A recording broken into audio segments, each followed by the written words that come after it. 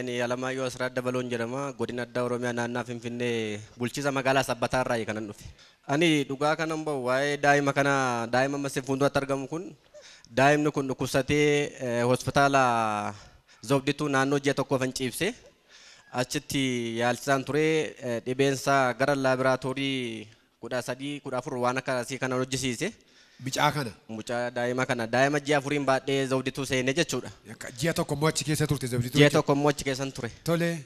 Daa'imni kun gaafa achi geessu laaboraatoorii Wuddaasee Diyaagnoostik iddoo jedhamu akka Finfinneetti piyaasaa iddoo tokkotti jira.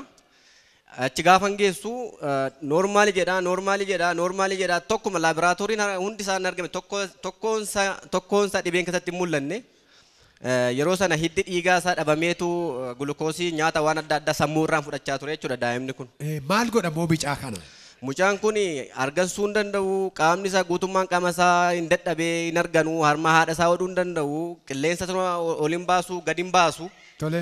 Rakkoo kanatu ture.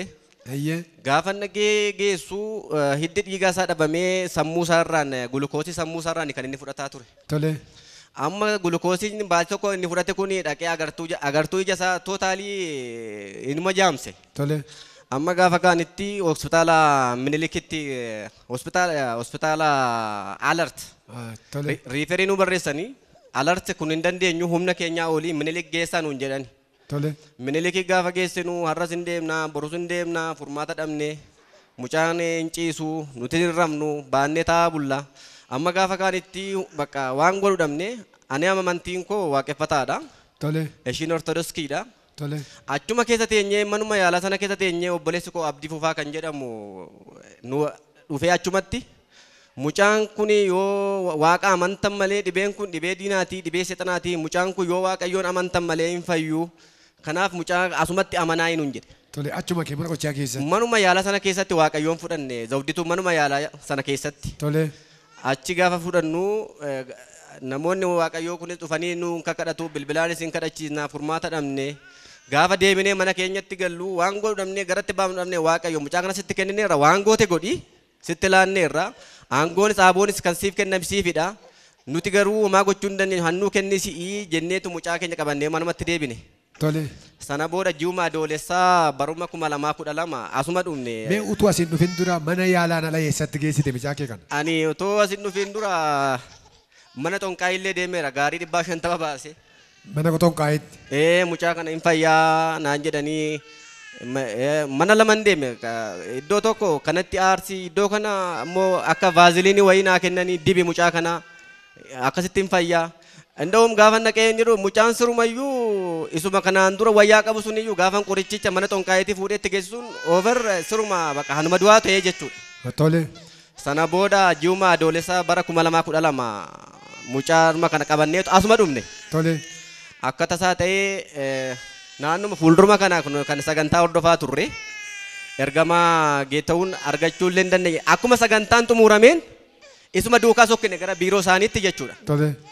Mucaa keenya qabannee isaan jala qabneetu itti geessine daqiiquma tokkoof du'aa fi ergamaa du'aa gidduu galeera waaqayyo bilisa baaseera jedhee ija isaatti gaafa zayitii dibataa ija isaatti gaafa nu naqanii kuni sanbata guddaadha gaafa wiixataa mucaan harma haadha isaa argee hodhuu hin dandeenye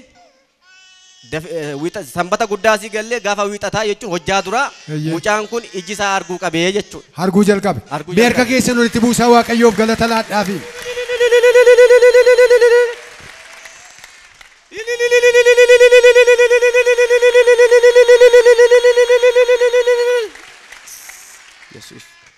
Ani baazawee akka mana yaalaattis manni yaalaa ni hafeen jiru maallaqni illee na hafeen jiru. Namooti baay'een an akka obboleessa koo Abdii Fufaa waaqayyoo jira ammayyuu ulfaadhu waaqni isaa gargaaru waaqni kanan jechuu barbaadu amma ergamaa geeta'uun ammallee waaqayyo ogummaa kana caala isaanii haa kennu. Namoonni akka koo rakkatanii birriin nama fayyisu waaqayyootu nama fayyisa. Namoonni hiibboon keessan deebii dhabe gara mana waaqayyootti koottaati deebiin keessan argama qormaata kamiyyuu fayyuu dandeessu gara waaqayyootti koottaa. Kanaaf immoo sabni waaqayyoo anaaf naa galateeffadhaa waaqayyooni jechuun barbaada. Galateeffadhaa fi